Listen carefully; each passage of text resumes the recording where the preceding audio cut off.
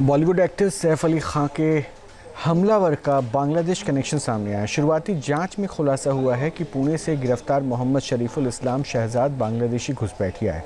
हमलावर की गिरफ्तारी के बाद पुलिस की चुनौतियां अब क्या है, इसे एक रिपोर्ट के जरिए बताते हैं।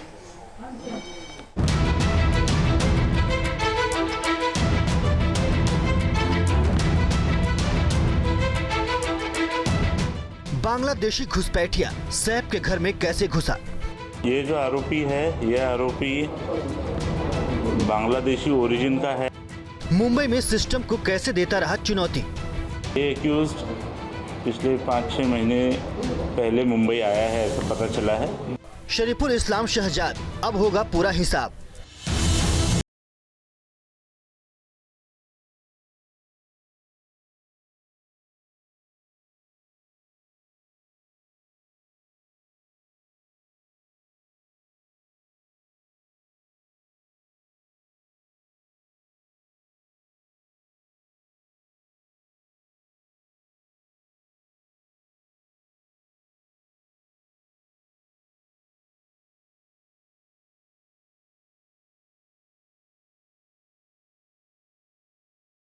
मामले की जांच करेगी कि बांग्लादेश से इलीगल तरीके से ये 4-5 महीने पहले क्या ये सीधे सैफ पर हमला करने आया था, क्या ये यहाँ पर दहशत फैलाने आया था, क्या ये बॉलीवुड को डराने के लिए आया था। ऐसे अब तमाम सवाल उठेंगे क्योंकि बहुत ज़्यादा वक्त से यहाँ पर ये नहीं रह रहा था।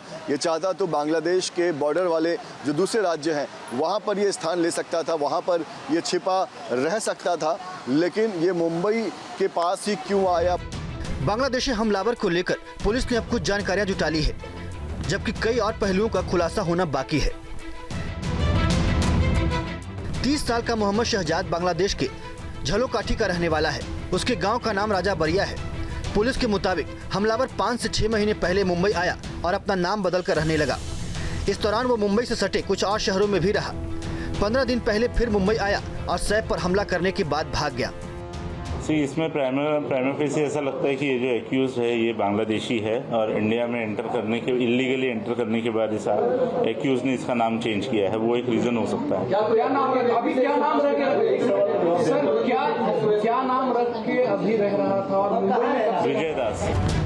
सैफ के हमलावर मोहम्मद शहजाद की गिरफ्तारी पुलिस के लिए कामयाबी तो है, मगर अब कई ऐसे सवाल हैं जिनका जवाब मिलना बाकी है। पहला सवाल यह है कि हमलावर ने बांग्लादेश से घुसपैठ कब की? क्या घुसपैठ के बाद शहजाद सीधे मुंबई आया या किसी और शहर में भी रहा? शहजाद क्या सैफ पर हमला करने की नीयत से ही आया था? शहजाद को सैफ के घर का एड्रेस कैसे मिला? क्या शहजाद के पीछे मास्टरमाइंड कोई और है? इन तमाम सवालों का जवाब तलाशना पुलिस के लिए बड़ा टास्क है। शुरुआती तफ्तीश के आधार पर पुलिस को हमलावर के बांग्लादेशी कनेक्शन की जानकारी मिली है, लिहाजा एक्शन भी उसी हिसाब से लिया जा रहा है। इस केस में एप्रोप्रिएट सेक्शंस की वार की गई है और उस हिसाब से आगे का इन्वेस्टिगेशन किया जा रहा है। किन सेक्शंस को पासपोर्ट एक्ट में या फिर पासपोर्ट एक्ट के रेलेवेंट सेक्शंस इसमें अप्लाई किए गए हैं। मोहम्मद शहजाद ने सैफ पर हमला किया और बड़ी आसानी से वो सदगुरु शरण अपार्टमेंट से भाग भी गया। ऐसे में अब सवाल ये भी उठ रहे हैं कि क्या उसने पहले ही यहाँ की रेकी की थी? पुलिस फिलहाल हर एंगल से मामले की जांच कर रही है। पुलिस ने शुरुआती जांच में ये जरूर कहा है कि हमलावर चोरी के इरादे से सैफ के घर में घुसा था, मगर उसका बांग्लादेश कनेक्शन सामने आने के बाद मामला उलझ गया है। सवाल अब ये उठ रहे हैं कि 6 महीने पहले जो आरोपी मुंबई आया था उसने इतने बड़े शहर में सिर्फ सैफ अली खान के घर को ही क्यों चुना।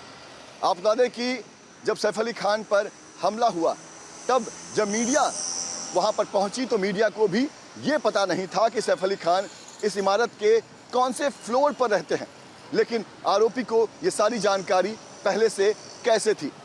आरोपी अगर इत्तेफाक से उस इमारत में घुस गया था तो उस इमारत में 1 से लेकर 12 मंजिल थे। आरोपी पहले मंजिल पर आसानी से चोरी कर सकता था, वो दूसरे तीसरे मंजिल पर आराम से पहुंच सकता था, लेकिन वो 11वीं मंजिल पर ही क्यों गया? गिरफ्तारी के बाद हमलावर लगातार पुलिस को गुमराह कर रहा था। वो अपने नाम बदल कर बता रहा था। उसके पास से कोई पहचान पत्र भी नहीं मिला था, जिससे उसका असली नाम पता लगाने में पुलिस को मशक्कत करनी पड़ी। पुलिस ने सख्ती से पूछताछ की तो हमलावर के कई भेद खुल गए। मोहम्मद शहजाद का बांग्लादेश कनेक्शन पता लगते ही पुलिस अब उसकी घुसपैठ से जुड़े पहलुओं की जांच में जुट गई है। यानी इस मामले में कई ऐसे सवाल हैं जिनका जवाब पुलिस तलाश रही है। ठाणे से पंकज मिश्रा के साथ team news nation. News nation अब व्हाट्सएप पर खबरों के ताजा अपडेट के लिए न्यूज नेशन के इस QR कोड को स्कैन करें।